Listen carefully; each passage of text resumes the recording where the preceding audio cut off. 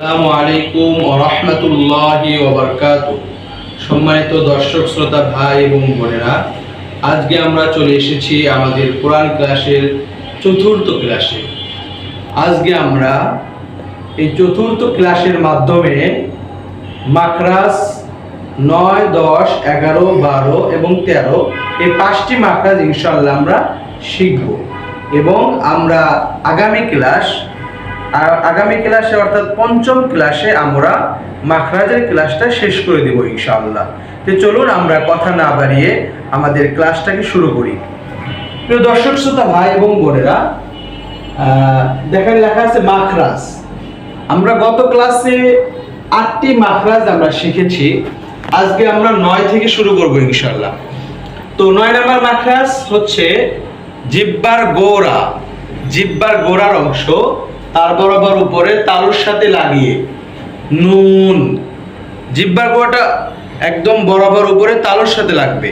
আমার সাথে সকলেই বলেন নুন নুন নুন নুন। এবার চলুন আমরা 10 নাম্বার মাখরাজে যাই। 10 নাম্বার মাখরাজ জিহ্বার আগার পিঠ তার বরাবর উপরে তালুর সাথে লাগিয়ে একটি হরফ উচ্চারিত হবে। হরফটি কি ভাই? হরফটিকে বলা হয় র। র র জিহ্বাটা একটু বাঁকা হবে। র র।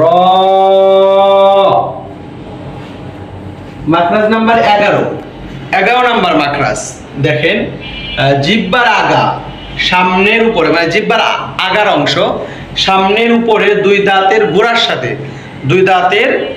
সাথে লাগবে, মানে সামনের উপরের দুই দাঁতের গোড়ার সাথে লাগবে। তাহলে কি হবে ভাই? 3টি হরফ উচ্চারিত হবে। সকলে হরফ 3টে আমার সাথে বলেন। ত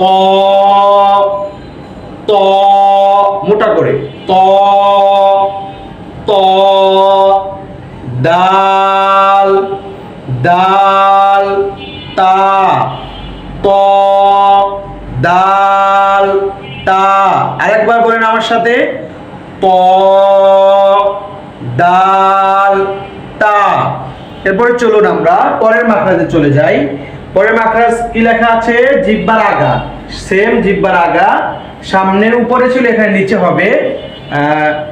সামনের উপরে এখানে নিচে দুই দাঁতের পেট ও আগার সাথে লাগে। এখানে শুধু দুই দাঁতের গোড়া ছিল, এখানে পেট ও আগার সাথে লাগবে। লাগিয়ে 3টি হরফ উচ্চারিত হবে। হরফ 3টে কি? সদ সিন ঝা।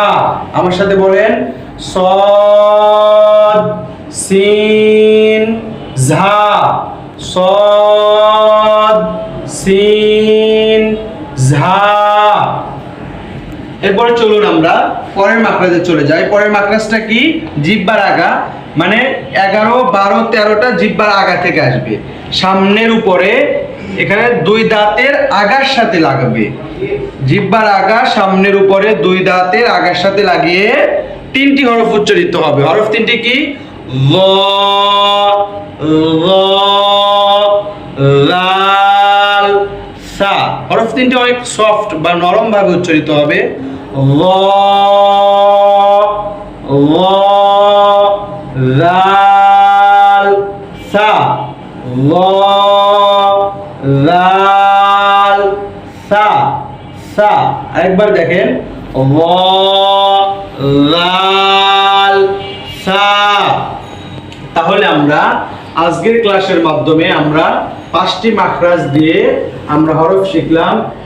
1, 2, 3, 4, 5, 6, 7, 8, 9, 10। আমরা আজকে 5টি মাখরাজের মাধ্যমে মোট 10টি হরফ আমরা শিখে ফেললাম। আমরা এই হরফগুলো বাসায় অবশ্যই প্র্যাকটিস করব।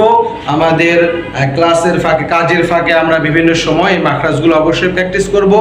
এবং যাদের মাখরাজ উচ্চারণের সমস্যা আমাকে ইনবক্সের মাধ্যমে জানাবেন। অবশ্যই আপনাদের এই মাখরাজগুলো ইনশাআল্লাহ সলভ করে দিব।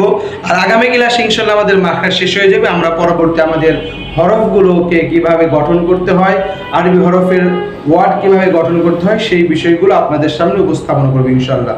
তো সুপ্রিয় দর্শক, আমাদের ক্লাস এখানে শেষ করছি। অবশ্যই আমাদের চ্যানেলটাকে সাবস্ক্রাইব করেন এবং যারা ফেসবুক থেকে দেখছেন অবশ্যই ফলো করবেন এবং আপনাদের মূল্যবান মতামতগুলো অবশ্যই আমাদেরকে কমেন্ট করে জানাবেন, কারণ আপনাদের মতামতের উপর ভিত্তি করেই আমাদের পরবর্তী ক্লাসগুলো ডিজাইন করা হবে ইনশাল্লাহ।